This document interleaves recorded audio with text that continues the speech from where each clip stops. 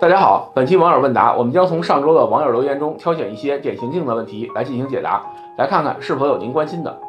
近期有不少车主投诉车辆出现异响问题，询问该如何维权。事实上，车之网一直以来都不断收到关于车辆异响问题的投诉，目前已累计超过13万宗，涉及100余个品牌的1000余款车型。车辆出现异响，首先需要判断一下车辆的异响属于正常情况，还是因为质量问题导致的。如果是因为物品放置不当或其他外部因素导致异响，则只需要确定异响位置和具体原因，即可自己动手消除。另外，因刹车片磨损导致的踩刹车异响、轴承磨损导致的皮带轮或水泵异响，以及橡胶件老化导致的前风挡、门窗松动异响，大多由于车辆长时间使用、部件磨损、老化而产生的，只需要更换相关零配件就可以解决。还有一些异响则属于产品设计或生产装配工艺问题导致，如车身焊点膨胀开焊、变速箱换挡冲击、内饰部件挤压摩擦、传动轴配合公差、底盘悬架系统不整、转向系统框量大、车身空腔产生共振等诸多情况。如果您的爱车也遇到了异响问题，且难以通过售后渠道处理解决，可以通过屏幕下方的车之网小程序进行反馈。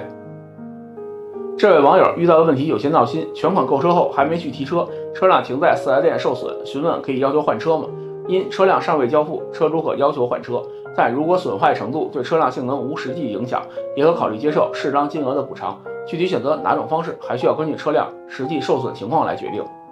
接下来这位网友关注的是一款全新纯电动轿车智己 L6， 询问是否值得购买。现时权益售价低至19.99万元起，智己 L6 在价格方面很有诚意。这款车最大的卖点在于顶配车型搭载固态电池，纯电续航里程成功突破1000公里。同时，智己 L6 还全系标配07数字底盘、智慧4轮转向系统等配置。续航方面，入门车型的 CLTC 纯电续航里程为650公里，搭载3元锂电池的车型可以达到850公里。除了续航长，智己 L6 的补能效率也不错，部分车型可以实现充电15分钟，续航增加610公里。从车辆的技术参数来看，智己 L6 是一款很能打的车型，但因为是刚刚上市的全新车型，建议喜欢这款车的网友可以关注一段时间再做决定，也许它会在不久的将来出现一定幅度的优惠。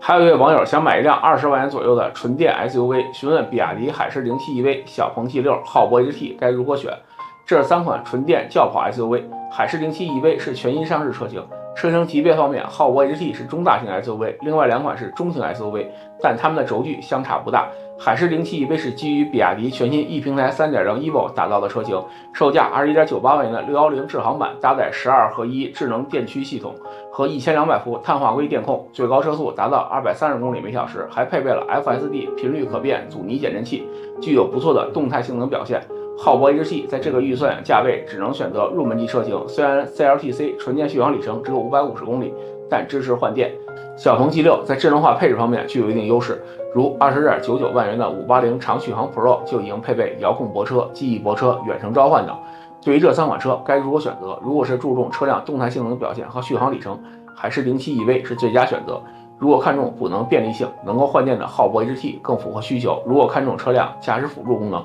小鹏 G6 诱惑力更大，且还有价格优势。好了，本期回答问题就是这些。如果您还有哪些买车用车方面的问题，可以留言告诉我们。